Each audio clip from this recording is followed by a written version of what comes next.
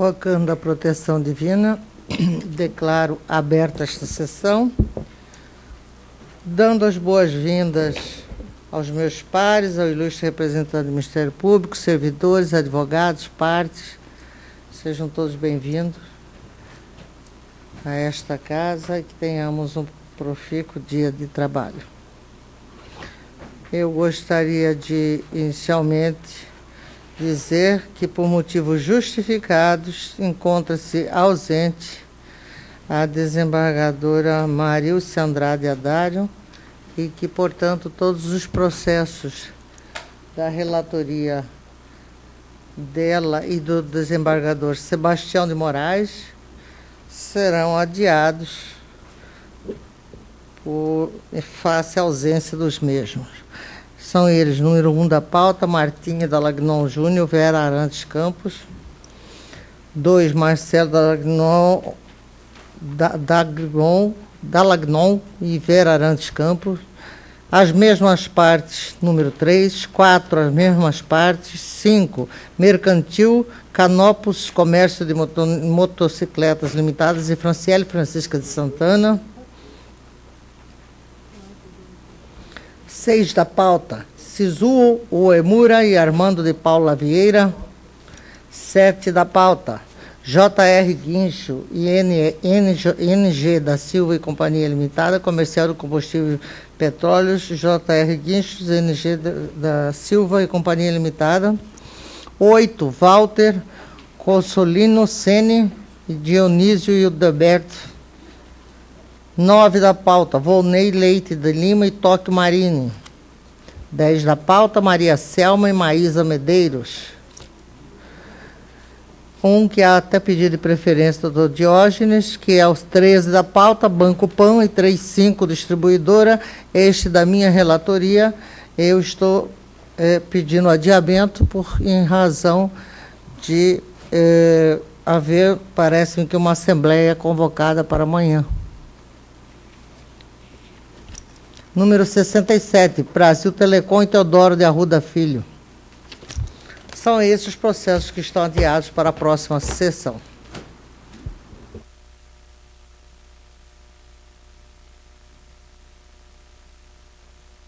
Comunico também que a desembargadora Clarice Claudino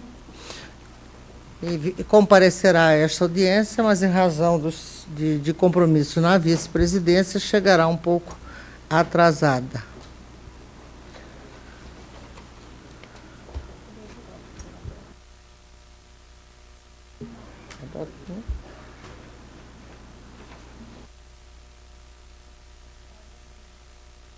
Chamo a julgamento o processo 47 da pauta, que é o único da relatoria do eminente doutor Alberto Pampado, Robelei Rodrigues Ribeiro e Bradesco, Companhia de Seguros.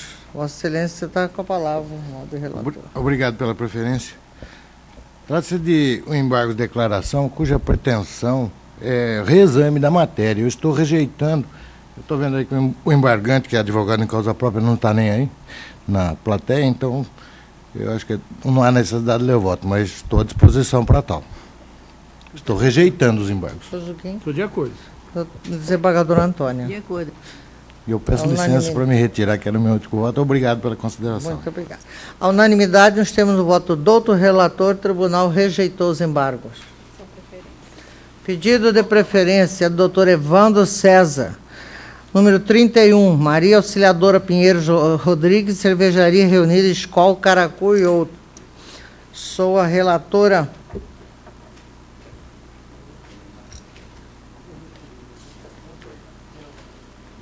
Trata-se de embargo de declaração com efeito infringentes oposto por Maria Auxiliadora contra acordo de folhas que deu provimento ao recurso de apelação número tal, interposto pela hora embargada. Em suas razões, aduz a ocorrência de omissão quanto à apreciação de razão fundamental da sentença, decidindo-se em manifesto desacordo com a verdade real e as provas materiais dos autos, especialmente considerando-se a novação dos contratos de adesão ao longo de mais de 10 anos, não se restringindo apenas a um instrumento pactuado de 60 meses, a exiguidade do prazo de 180 dias para a recomposição da atividade comercial do embargante após mais de uma década de exclusividade e sua responsabilidade pelo fortalecimento da marca Skol na região.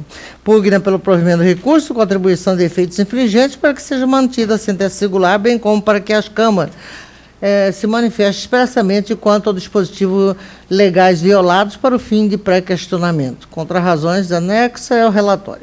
Como relatado, cuida-se de embargos com efeitos infringentes, objetivando sanar uma omissão em tese existente no acordo, em que pese os fundamentos do embargante, o recurso não merece prosperar. Em verdade, os embargos declaratórios opostos evidenciam que não houve, na vergastada decisão, qualquer contradição ou obscuridade, até mesmo porque as alegações da embargante demonstram que, sem sombra de dúvida, o seu inconformismo com a decisão.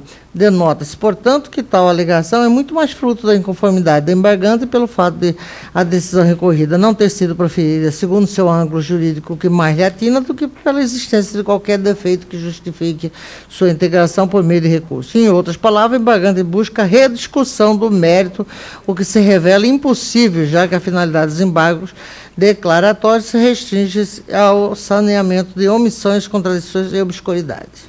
Declaratórios não devem ser utilizados para provocar um reforço na fundamentação ou correção de má apreciação de provas, ou mesmo para a veiculação de qualquer crítica nesse sentido, uma vez que estas são claras matérias de mérito, que, portanto, não se cingem aos estritos limites dessa espécie recursal.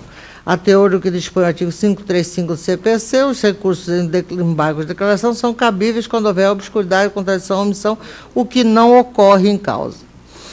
Assim, resta certa e inquestionável a devida entrega da prestação jurisdicional, declara precisa, uma vez que todas as matérias foram devidamente analisadas.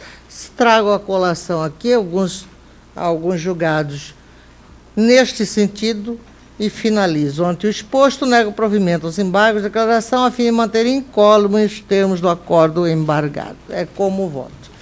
Como voto do desembargador Zuquim. Excelência. Como voto da desembargadora Antônia. Vossa Excelência. A unanimidade, o tribunal desacolheu os embargos.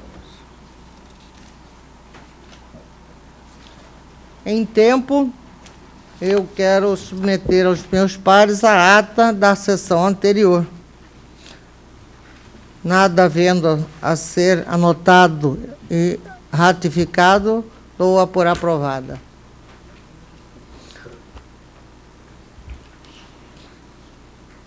Ainda dá pedido de preferência do doutor Evandro César, 32 da pauta, Maria Auxiliadora e Cerveja Caracu, as mesmas partes do anterior, né? E, obviamente, o mesmo pedido de modificação do acordo com o mesmo desfecho pelas razões já ditas no anterior. Não há nenhuma obscuridade, nenhuma contradição a ser esclarecida ou erro de fato que mereça qualquer anotação. Portanto, nego provimento aos embargos. Desembargador, a unanimidade negar provimento aos embargos.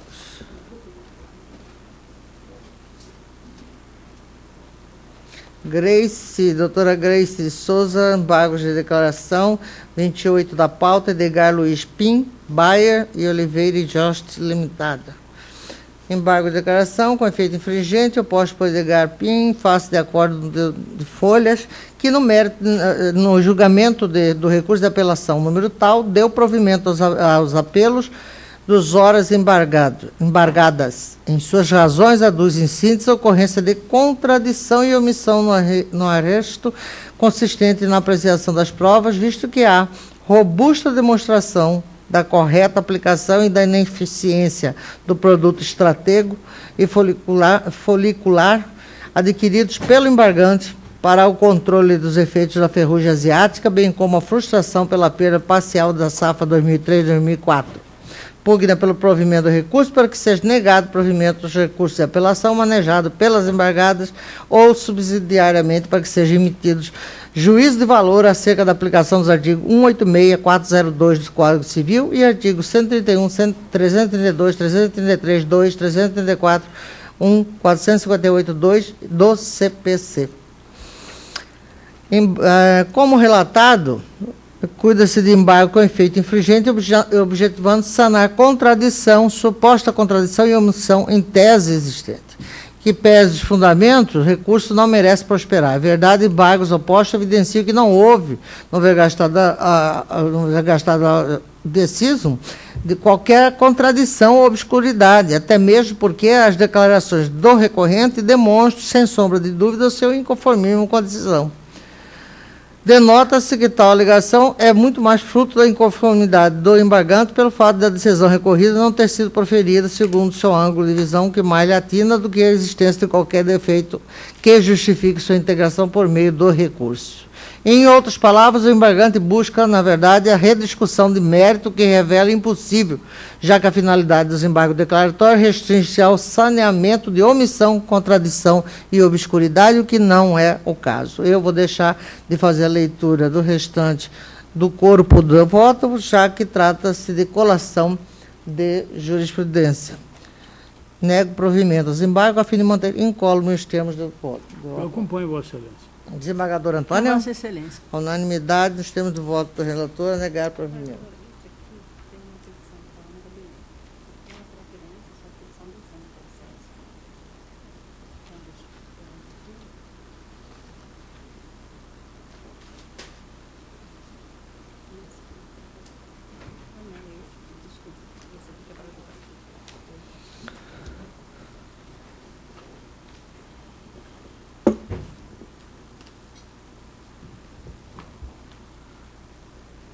Agravante JBC, agravado AS e LMC.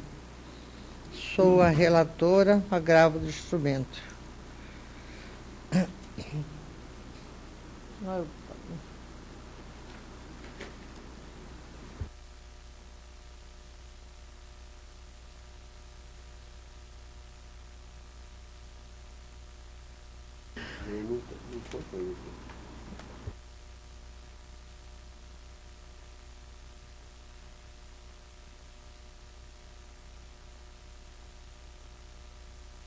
Trata-se de agravo de instrumento com pedido de tutela antecipada para os fins de efeito suspensivo imposto por Joelma Bernardes Coelho em face de Antônio Eustáquio da Silva e Leda Márcia Coelho contra a decisão proferida pela juíza Silvia Renata Anf Souza da comarca de Chapada nos termos da ação de investigação de paternidade, a qual entendeu despiciando a designação de audiência de conciliação e declarou a prescrição das pretensões indenizatórias de danos materiais e morais, abandono afetivo e intelectual. Em suas razões recursais, agravante sustenta a necessidade de ser reformada a decisão atacada para afastar a prescrição de direito buscado em indenizações, como também requer que seja determinada a audiência de conciliação.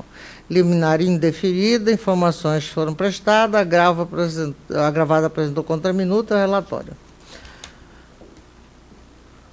Como relatado, trata-se de agravo do instrumento interposto por Joelma Bernardes em face de Antônio Eustáquio contra a decisão que nos autos da ação de investigação de paternidade, a qual entendeu despicienda a designação da audiência de conciliação e declarou a prescrição das pretensões indenizatórias de danos materiais, morais, abandono afetivo e intelectual. Agravante sustenta a necessidade de ser reformada a decisão atacada para afastar a prescrição do direito buscado, como também requer seja determinada a audiência de conciliação.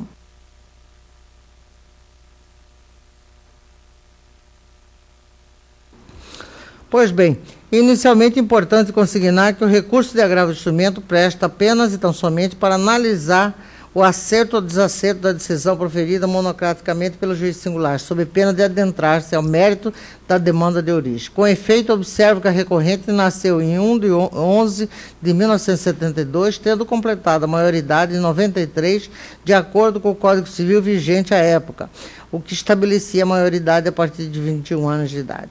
Considerando-se que a ação de indenização por dano moral decorrente de abandono afetivo foi proposta em 2014, portanto, após o decurso de lapso temporal muito superior ao prazo legal de 3 anos, contado da vigência do Código Civil de 2002, é imperioso reconhecer a prescrição da ação consoante expressa previsão do artigo 206, parágrafo 3º, inciso 5 do Código Civil Brasileiro de 2002. Aliás, a pretensão indenizatória também já estava prescrita sob a égide da legislação civil de 1916.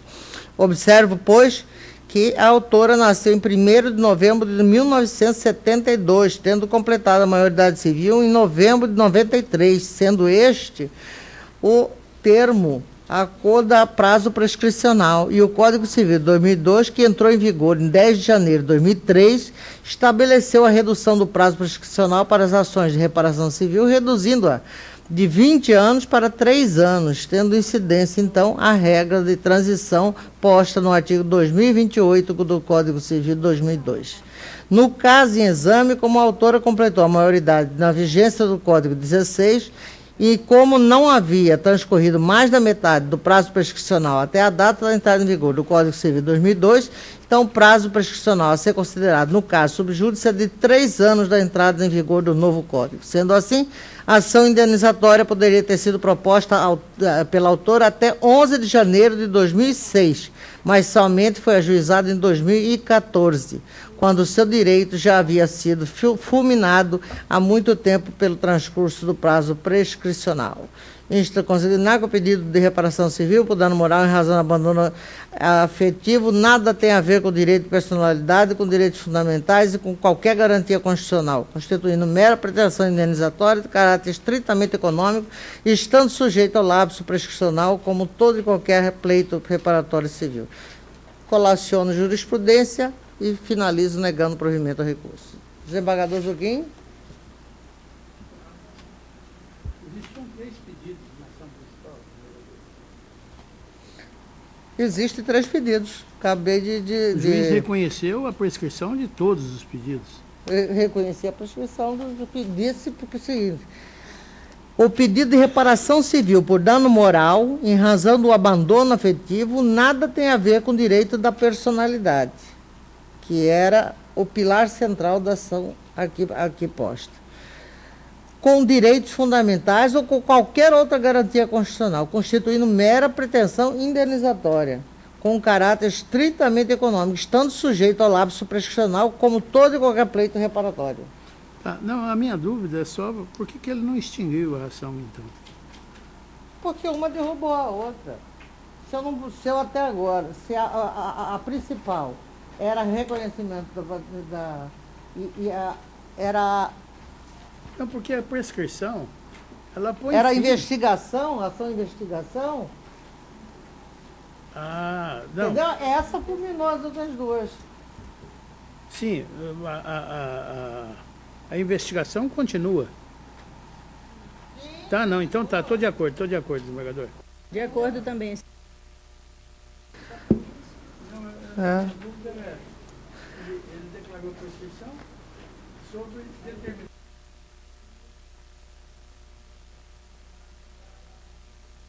A investigação prossegue. Nego provimento ao recurso.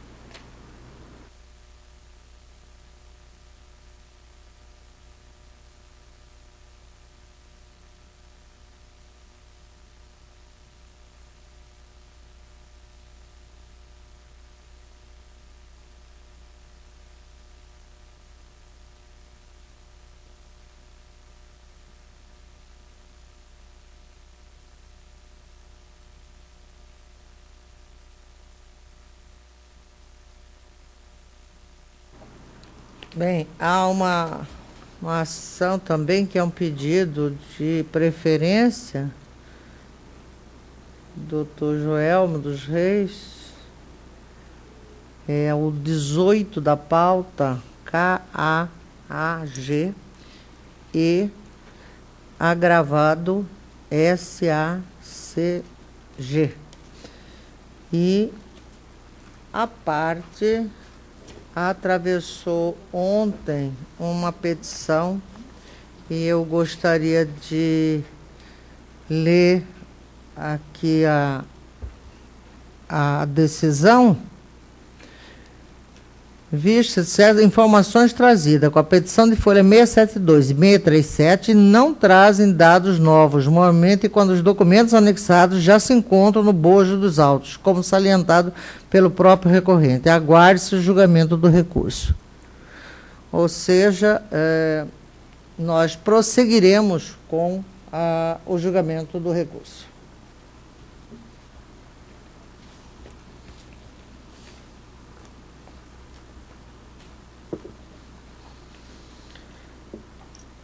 Trata-se de agravo de instrumento, com pedido de efeito suspensivo, interposto por Carlone Augusto de Arruda Gomes, contra a decisão proferida pelo juiz da 2ª Vara Especializada da Violência Doméstica e Familiar contra a Mulher, da Comarca da Capital, que na ação de divórcio litigioso acumulado com partilha de bens, alimentos, regularização de guarda, visitas, acumulada com direito real de uso de imóvel residencial do casal, proposta por Silvia Af da Costa, deferiu em parte a fixação da tutela antecipada para fixar alimentos provisórios ao menor no importe de 6.000 mensais, fixar pensão alimentícia para agravada mais gastos extraordinários no valor de 3.000 mensais, decretar a guarda do menor junto à recorrida, fixar as visitas do agravante em finais de semana alternados,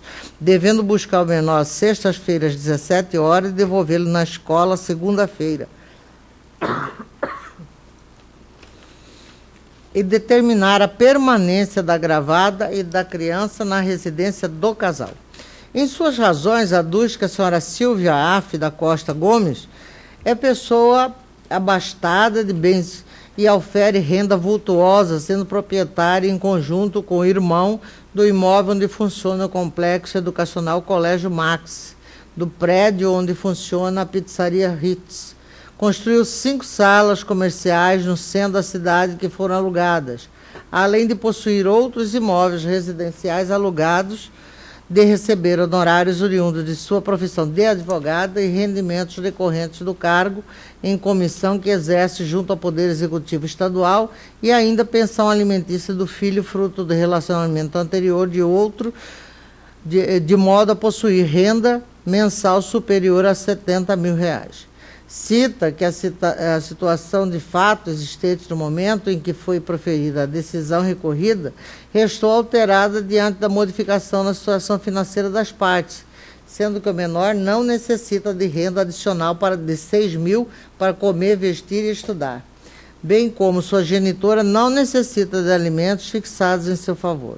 Afirma que é impossível o agravante arcar com a obrigação estipulada em sede de decisão provisória, visto sofrer processo de execução por elevada quantia, além de apresentar diversas pendências financeiras junto ao comércio e instituições bancárias e ainda ter de arcar com alimentos devidos a outro filho menor que possui. Verbera que a farta documentação carreada traduz em impossibilidade de rendimentos do agravante para pagar o valor objeto da execução, bem como a alteração das condições financeiras das partes e a real necessidade do alimentado, sendo imprescindível a suspensão dos efeitos da decisão, pois o recorrente está na iminência de ter sua liberdade cerceada. Pugna pelo provimento do recurso para reduzir o valor da obrigação alimentar concedida à parte ré, à razão de 30% sobre o salário mínimo nacional. O agravo instruído com peças de folhas, deferida parcialmente a liminar, informações prestadas contra razões juntadas, dota a Procuradoria do parecer de folhas, opina pelo parcial provimento do recurso, tão somente para que seja reduzida a pensão a favor do ex-cônjuge do agravante. É o relatório. Mantido parecer. Como relatado, trata-se de recurso de agravo, com pedido de efeito suspensivo interposto por Carlone Augusto de Arruda Gomes, contra a decisão proferida pelo juízo da 2ª Vara Especializada da Violência Doméstica e Familiar contra a Mulher, da Comarca da Capital, que na ação de divórcio litigioso, acumulado com partilha de bens, alimentos, regularização de guarda, visitas, acumulada com direito real de uso de imóvel residencial do casal, proposto por Silvia Af da Costa, deferiu em parte a fixação de tutela antecipada para fixar alimentos provisórios ao menor no importe de 6 mil mensais e pensão alimentícia para agravada no montante de 3 mil, dentre outras determinações. Pois bem, tal qual salientado pelo órgão ministerial, a fixação dos alimentos deve atender, tanto quanto possível, o trinômio necessidade, possibilidade e proporcionalidade, quanto às condições do alimentante e dos alimentados, de modo a encontrar o valor que melhor atende esses critérios. Em causa, os documentos juntados aos autos, com destaque para aquele de folha 243 a 260, indicam que as necessidades do infante atingem o patamar de 6 mil, visto a existência de diversos gastos com mensalidade escolar, remédio, escola de natação, além daqueles referentes à moradia, alimentação e vestiário, dentre outros. A seu turno, apesar de sustentar o contrário, os elementos do processo, tais como as movimentações financeiras de contas bancárias e comprovantes de despesas de grande monta, levam a crer que o agravante sócio de empresa agropecuária é empresário bem-sucedido e tem condições de arcar mensalmente com os alimentos fixados na quantia mencionada, considerando ainda que a genitora do menor também ofere renda capaz de contribuir na prestação dos alimentos do filho. Frisa-se que a prestação do menor não se cuida tão somente de assegurar o mínimo necessário para a subsistência do alimentante, mas, ao contrário, de estabelecer o melhor padrão possível de vida dentro dos limites das possibilidades dos seus pais, de forma a refletir a prioridade que se deve dar ao desenvolvimento da criança ou adolescente. Logo, é descabido a minoração do pensionamento devido ao infante. Sobre o tema, eu trago algumas jurisprudências que encaixam perfeitamente ao caso ora analisado. Ante o exposto, em consonância com o parecer ministerial, dou parcial provimento ao recurso, apenas para reduzir a pensão em favor da ex-cônjuge para o patamar de 30% sobre o salário mínimo nacional. É como eu voto. Embargador, por questão de desconhecimento de minha parte, eu gostaria só que a senhora me informasse sobre a competência da vara da violência da mulher. Porque essa ação, tudo me indica que ela é da competência da vara de família, divórcio, alimentos. Eu não sei, eu desconheço. Sim, mas a questão da competência é uma matéria de direito público. Eu só gostaria de esclarecimento sobre... Eu confesso para a senhora que eu tenho... não é dúvida, desconhecimento realmente sobre a competência da vara de violência da mulher. Se para essas situações, eu sei que ela foi criada com o intuito de protetivo. Mas aqui nós estamos nos deparando com uma ação de divórcio, com partilha de bens, alimentos, regularização de guarda, visita com direito real de uso de imóvel residencial. Quer dizer, ela é muito abrangente. Se Vossa Excelência me permitir, só uma ajuda para efeito de esclarecimento. Nós temos julgado aqui, desembargador Zucchini. Se o senhor puder me fazer. Temos julgado aqui, o doutor procurador já está bem inteirado sobre esse assunto, que a vara da violência doméstica atrai essa competência em razão de, senão fica inócua a situação. Você julga aqui na vara de direito de família e aqui podendo haver, inclusive, contradição de julgados. Então, esta Câmara já afirmou o entendimento que a competência atrai, tanto que parece que até a parte do Ministério Público já reviu seu posicionamento, que antes era também neste sentido que Vossa Excelência está dizendo. E parece que hoje...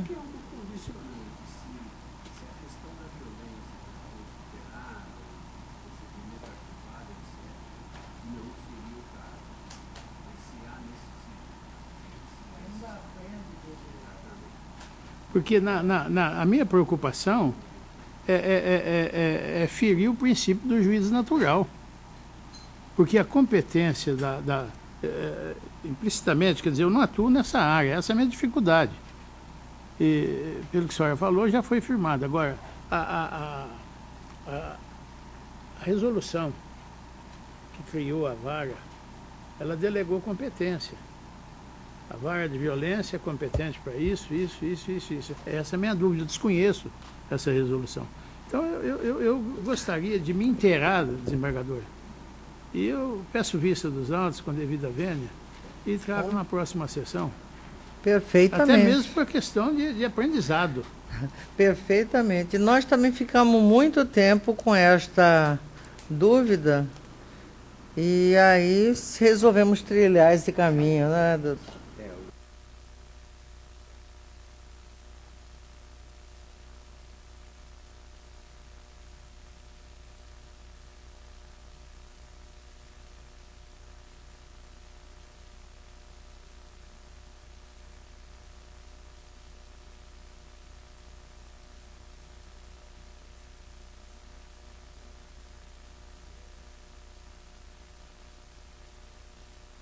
Desembargador Antônio, espera, aguarde.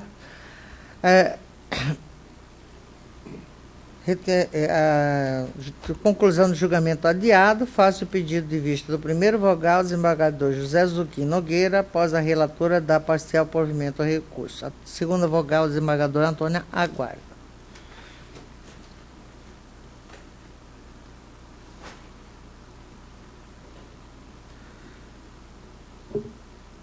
Onze da pauta do doutor Volney César Mesquita Toledo, impetra habeas corpus ao paciente DSAS, sou a relatora. O parecer da Procuradoria opina em favor da denegação da ordem.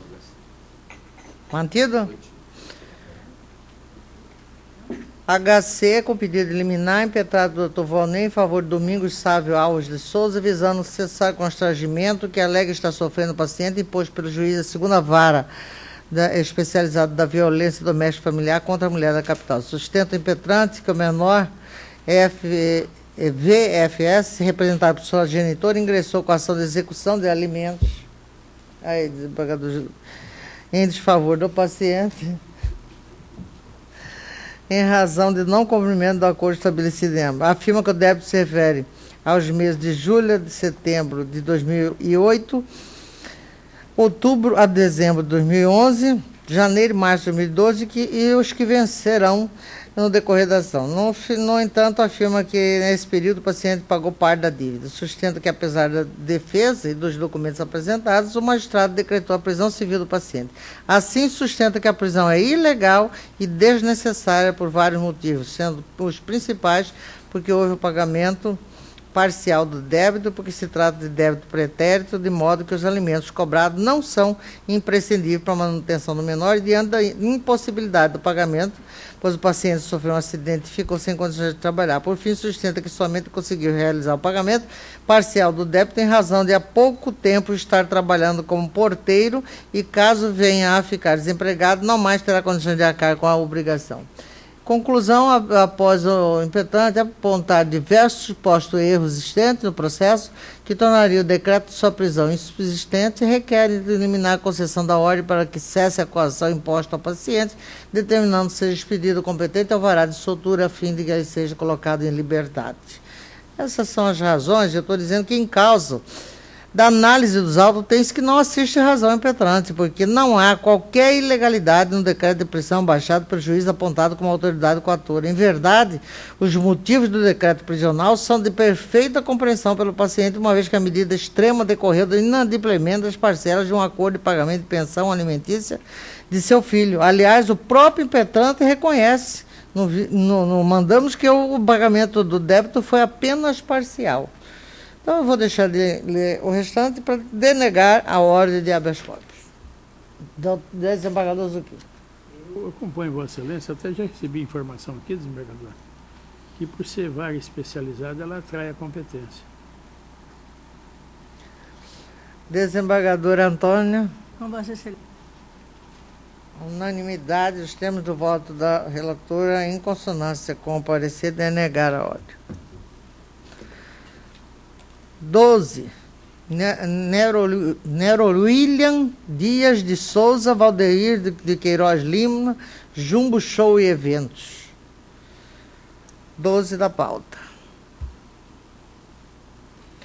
Agravo interposto por Nero William Dias de Souza, em face de decisão interlocutória do juiz da sexta vara, que cede de embargo de terceiro e indeferiu a antecipação da tutela para manutenção do agravante na posse do bem objeto da penhora. Nas razões recursais encartadas das folhas, o agravante sustenta que o juiz vacou e indeferiu o pedido de antecipação e ignorou o pedido de suspensão da constrição da penhora efetuada nos autos da execução de título extrajudicial.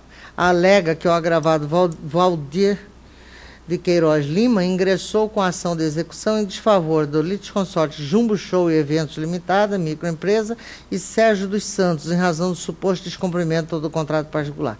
Sustenta o agravante que não é parte na referida relação contratual e que os litisconsortes citados não pagaram a obrigação e tampouco garantiram juízo, tendo o agravado indicado bem imóvel à penhora, cujo bem não pertencia mais ao executado, na data da realização da construção, uma vez que foi adquirido pelo agravante por meio de contrato particular de compra e venda em data anterior à propositura da execução. Afirma que provou, no caso em tela, que tem a propriedade e posse do bem adquirido por meio de contrato particular de compra e venda, como também pelo registro do imposto predial junto à prefeitura, tendo em vista que adquiriu o bem em data anterior à penhora e à própria execução. Alega a existência do perículo imóvel e do fundo Burim-Uris para deferimento da liminar, a fim de suspender a constituição ocorrida sobre o bem, questionando, bem como deferindo a manutenção do agravante na posse do imóvel.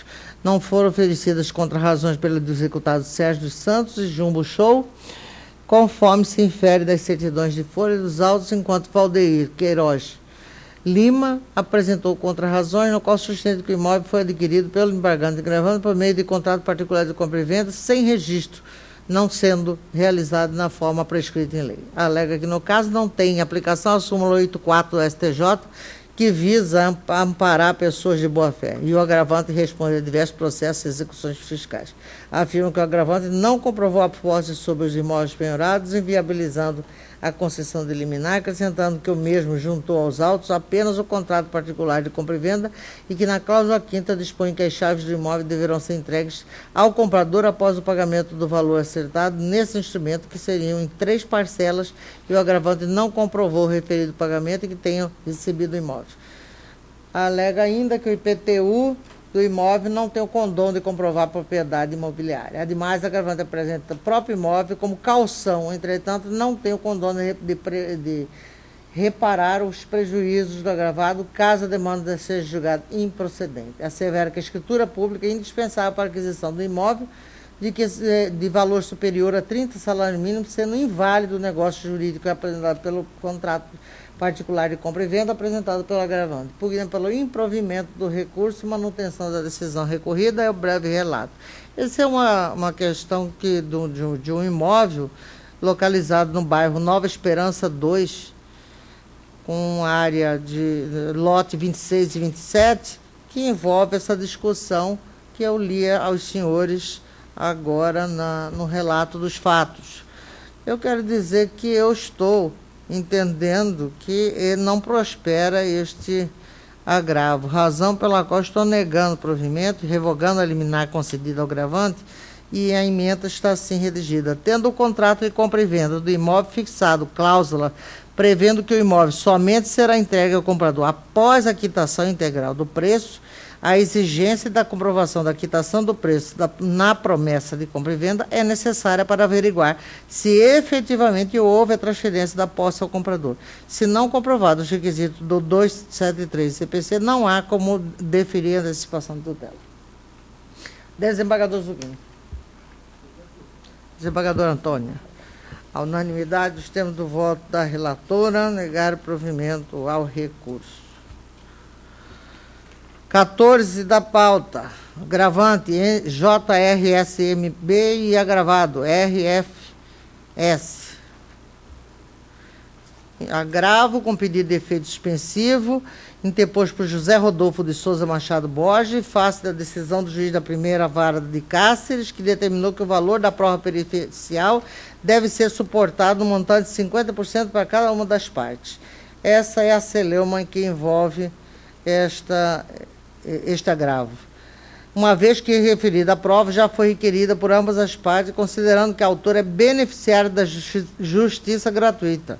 A quantia que lhe cabe deve ser paga ao final do processo pela parte vencida ou pelo Estado. Determinou a intimação do requerido para a realização do depósito.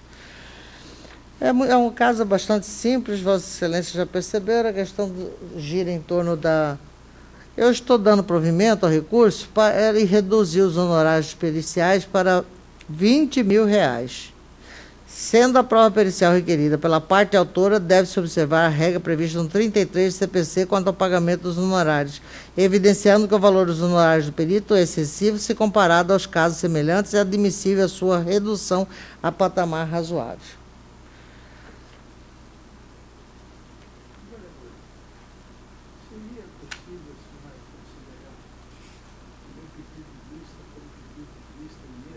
Pois não.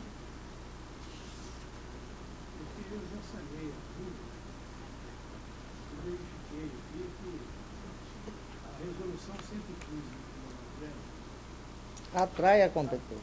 Diz que a vara da violência é competente para todas as causas.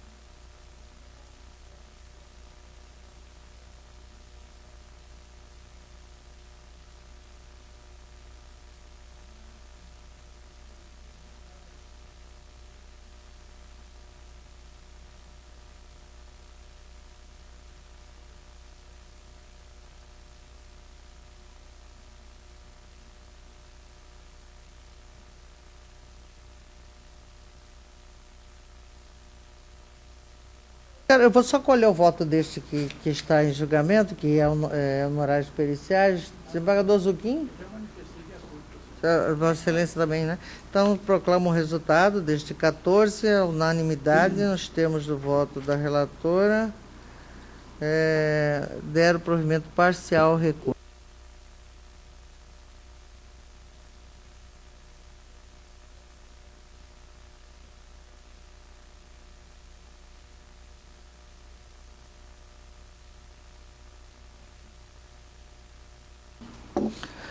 A pedido do desembargador José Zuquim, o 18 da pauta, desembargador Zuquim, primeiro vogal, havia pedido vista e a desembargadora Antônia havia aguardado. No entanto, o desembargador Zuquim já sanou a sua dúvida quanto à competência da vara para processar e julgar a matéria. Era essa a dúvida do desembargador. Esclareceu que o pedido de vista foi pedido de mesa, né? Exatamente. Então, o pedido do desembargador Zucchini foi considerado em mesa e, sanada a sua dúvida, ele profere o voto acompanhando a relatora. Desembargadora Antônia. Eu acompanho, Excelência. Então, a unanimidade. Refletindo sobre essa questão, que na verdade foi fixado alimentos provisórios, né?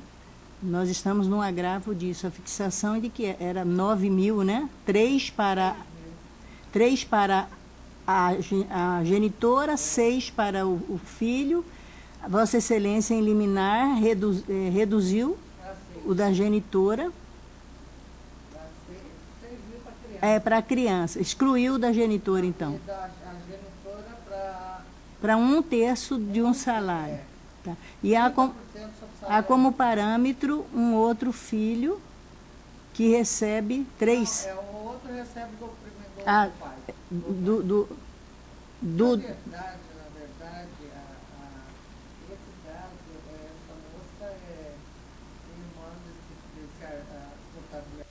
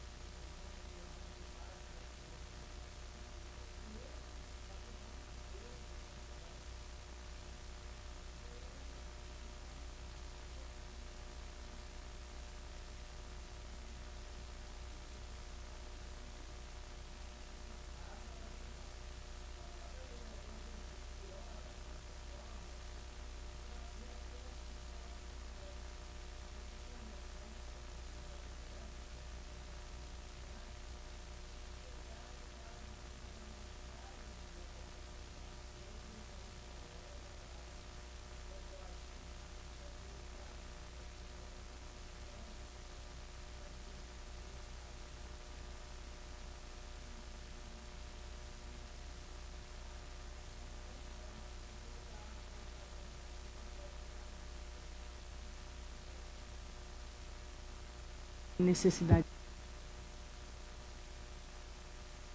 15 da pauta, Pedro Geraldo Bravin e DuPont do Brasil.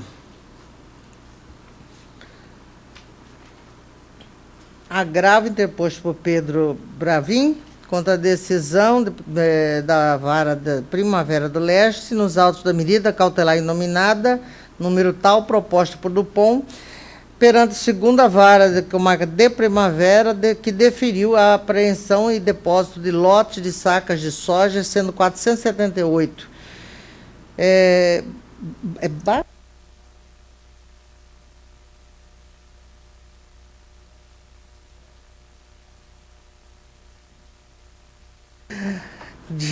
Na fazenda Juriti, Lua Nova, e 286 na fazenda Dois Irmãos, e nomeou como depositário hora agravante até a devida autorização judicial, sob pena de multa de R$500 mil para o caso de descumprimento. Aduz agravante a ocorrência de um equívoco por parte da magistrada singular de que a soja pertença à agravada. Alega que a autora pretende induzir o juiz a erro, imputando fatos inverídicos ao caso. Sustenta que os bags apreendidos na fazenda Dois Irmãos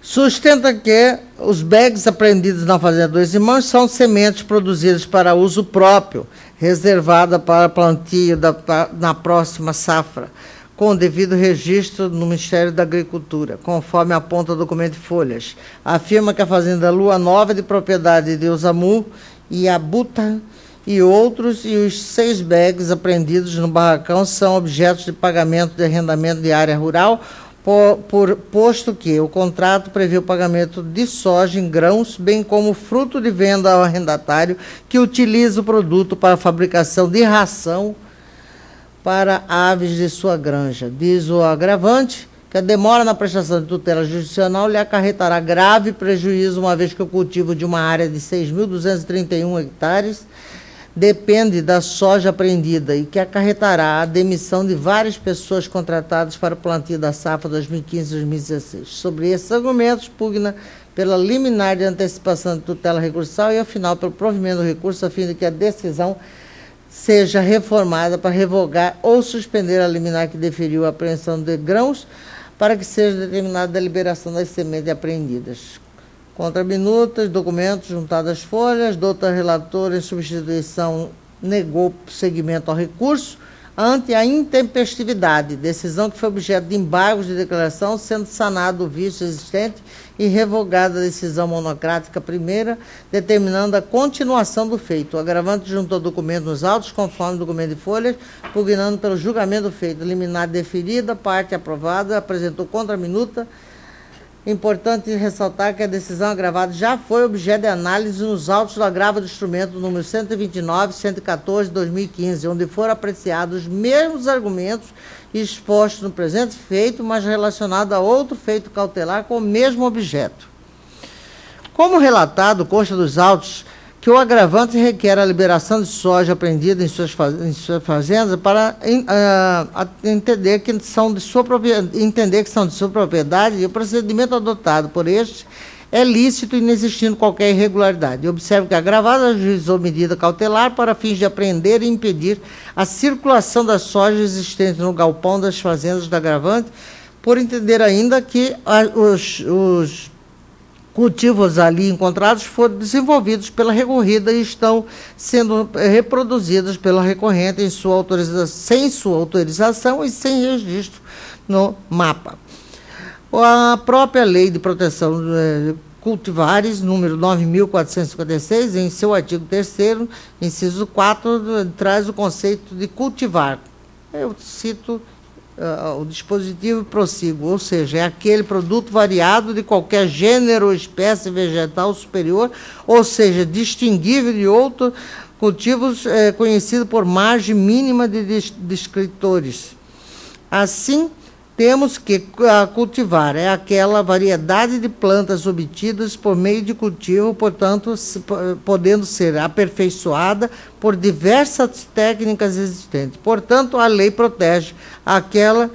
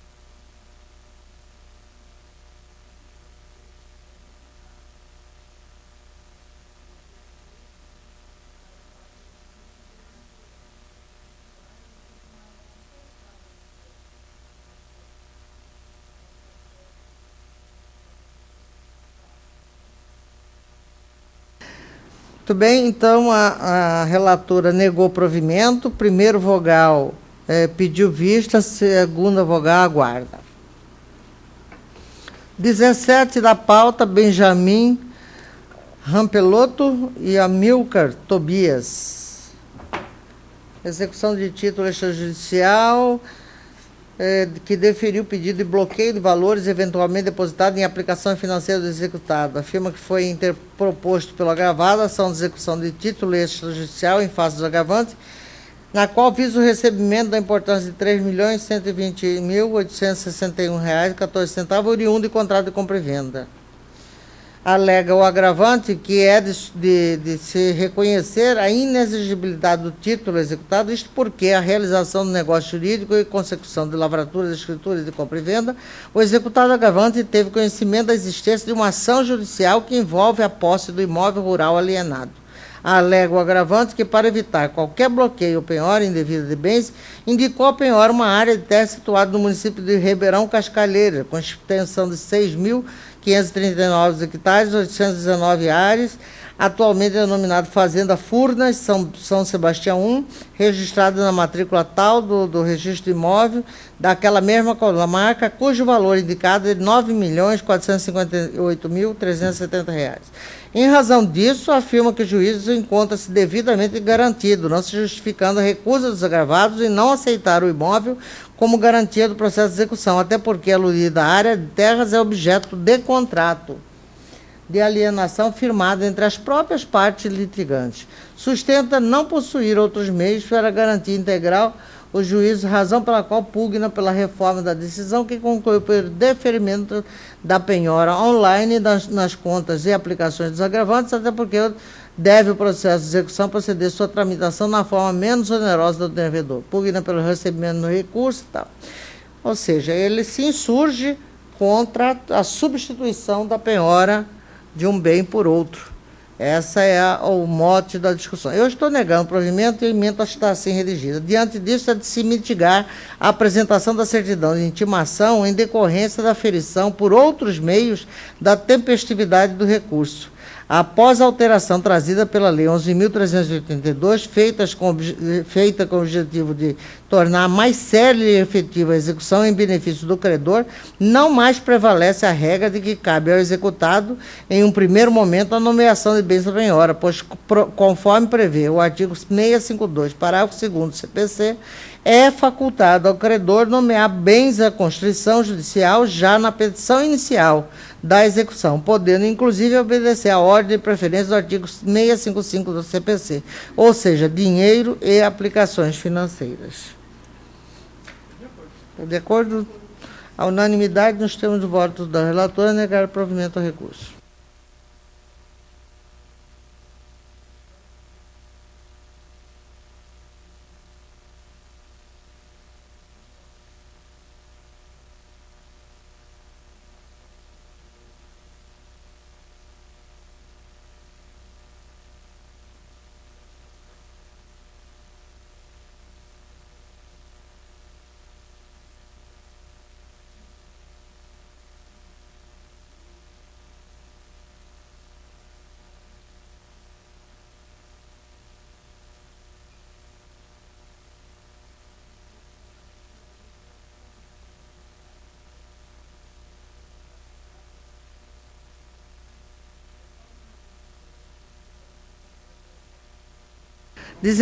Alain Otávio de Freitas, José Catena, filho. É uma ação, um agravo tirado de uma ação que corre na Vara Única de Santo Antônio de Levegé, a ação de reintegração de posse com pedido de liminar, que indeferiu o pedido de liminar, uma vez que não teria sido demonstrado o preenchimento do requisito autorizado pelo 92 para a concessão da reintegração nos termos do artigo 924 e 927. Essa é a insurgência. Eu estou negando o provimento e dizendo que, não sendo demonstrados os requisitos do artigo 924 e seguintes do CPC, é impossível reintegração de posse pela via liminar. A unanimidade negar o provimento ao recurso.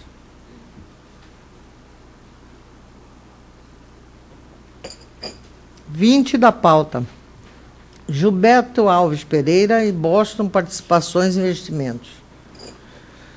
Recurso de agravo com pedido de antecipação de tutela interposto por Gilberto Alves Pereira contra a decisão proferida pelo juiz da primeira vara de Rondonópolis na ação de missão de posse acumulada com pedido de liminar, proposta em face de Wagner dos Santos e outro, declarou a sua incompetência para dirimir a questão, declinando a competência para o juiz da quarta vara daquela comarca, em razão da conexão e prevenção com o processo número tal, ação de reintegração de posse ajuizada por boas participações e investimentos, e revogou a liminar anteriormente deferida. Em suas razões, aduz que inexiste a figura jurídica da conexão entre a presente ação de missão de posse, que então tramitava na primeira vara civil de Rondonópolis, e a ação de reintegração de posse em trâmite perante a quarta vara da mesma comarca, uma vez que naquela o objetivo do autor, ora agravante, é limitar-se na posse do imóvel caracterizado pela matrícula número tal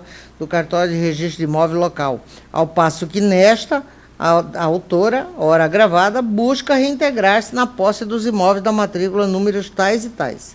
Assevera que a quarta vara extinguiu os embargos de terceiro preventivo opostos pela hora agravante, sem resolução do mérito por falta de interesse processual, por entender que os imóveis descritos na respectiva matrícula são diversos, bem como que os contratos objetos da aquisição das posses pela agravada infere-se apenas que as áreas são contíguas, objeto da matrículas tais e tais, e fundos margeados pelo córrego Lajeadinho, fato que por si só não dá a ela o direito de reintegrar-se na posse da área do agravante objeto da matrícula tal.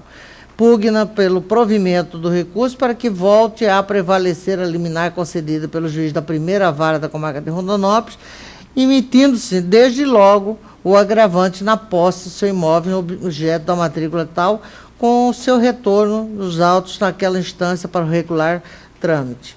É essa a celeuma e o conflito deste processo. Eu estou negando o provimento, a emenda assim redigida. Verificada a existência de conexão entre as ações, diante da existência de objeto comum, bem como para se evitar o risco de decisões contraditórias, se faz necessária a reunião dos processos perante o juízo prevento. Desembargador Zuquim? Como? A senhora disse que foi extinta a ação da quarta vara? Não, a quarta vara, em razão da conexão e prevenção com o processo número tal, ajuizado por tal, e revogou a liminar anteriormente deferida. A quarta. A unanimidade, nos termos do voto da relatora, negar o provimento ao recurso.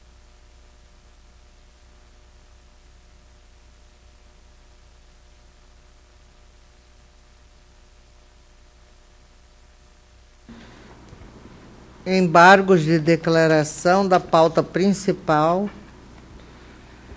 são eles: número 21, 22, 23, 25, 26, 27, 30, 35, 36, 38, 39, 40, 41, 44, 45, 49, 51, 52, 53, 54, 55. Todos eles embargos de declaração desprovidos por tentativa de rediscussão de matéria. Não há nenhuma obscuridade. A unanimidade. Embargos de declaração, pauta complementar 1, processo 1, desprovido pela mesma fundamentação, tentativa de rediscussão de matéria. Pauta principal, embargos de declaração, número 29. Este parcialmente provido, eu vou ler aos senhores a motivação.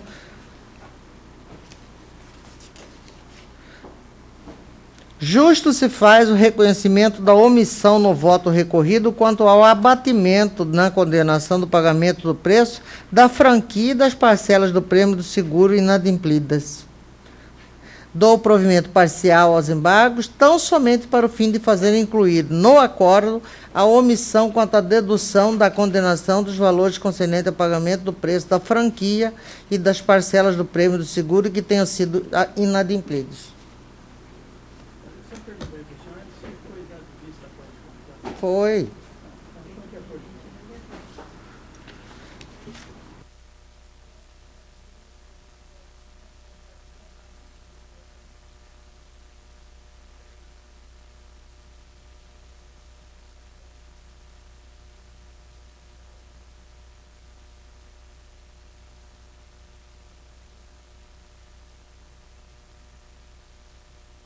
Embargos de declaração, pauta principal. 23, 33. Como esses estão sendo providos, eu vou um a um. O 24, o primeiro, é Porto Seguro e Lyndon Johnson.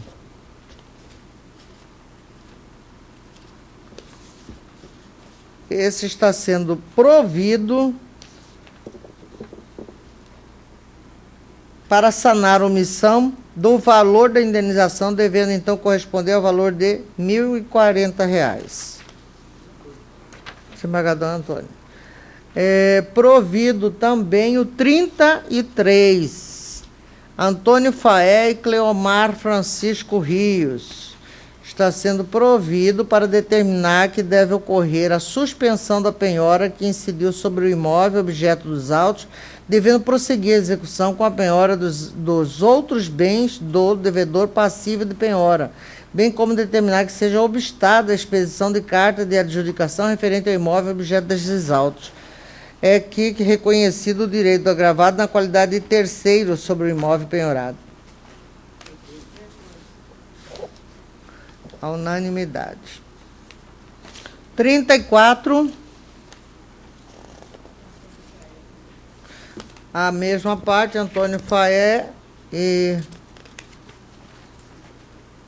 Gilson Antunes de Melo.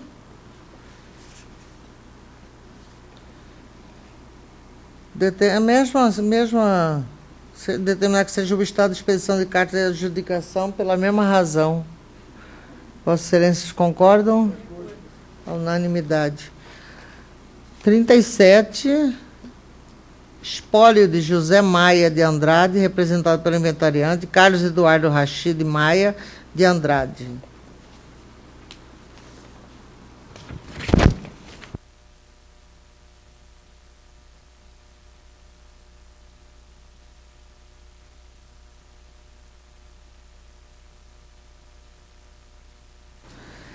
Eu estou dando provimento aos embargos de declaração, conferindo-lhe caráter infringente para, via de consequência, sem analisar a questão referente ao mérito, determinar a extinção da ação possessória com fundamento no 267, inciso 4 do CPC, haja vista a flagrante ausência de interesse processual do autor agravado, condenando o agravado ao pagamento de custos e despesas processuais e honorários advocatícios que habitam em R$ 3.000. Vossas Excelências querem que eu leia o voto? A unanimidade deram provimento aos embargos, conferindo-lhe caráter infringente. 50. Eneida Gonçalves Amorim, Sociedade Comercial Importadora Hermes, em recuperação judicial.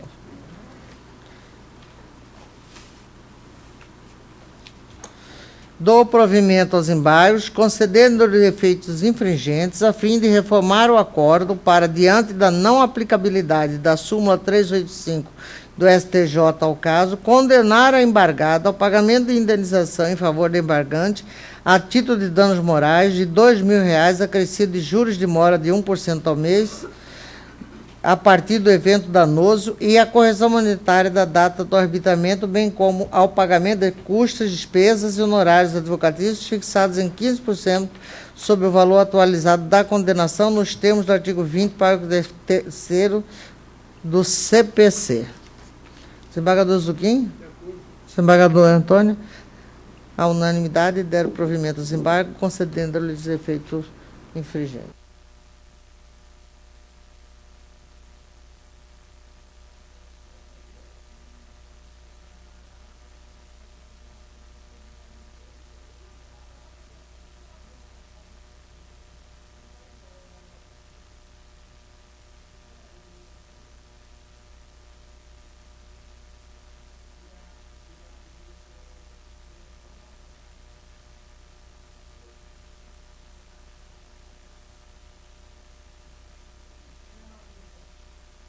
Agravo regimental, pauta principal, processos desprovidos, 56, 57, 58, 59, 60, 61, 62, 63, 64, 65, 66, 68, 69, 70, 71, 72, 73, 74, 75, 76, 77, 78, 79, 80, 81, 82, 83, 85, 86, 87, 88, 89, 90, 91, 92, 93. A unanimidade, desprovido. Agravo regimental, pauta principal, parcialmente provido, 84 da pauta.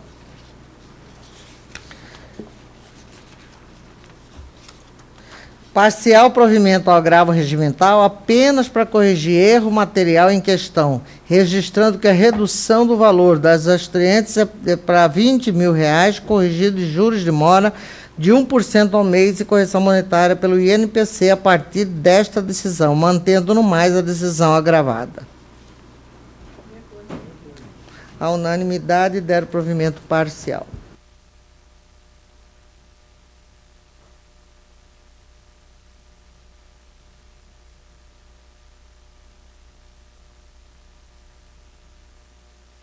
Não havendo mais nada a ser julgado, agradecendo a presença de todos, em especial a desembargadora Zucchini e desembargadora Antônia, declaro encerrada a presença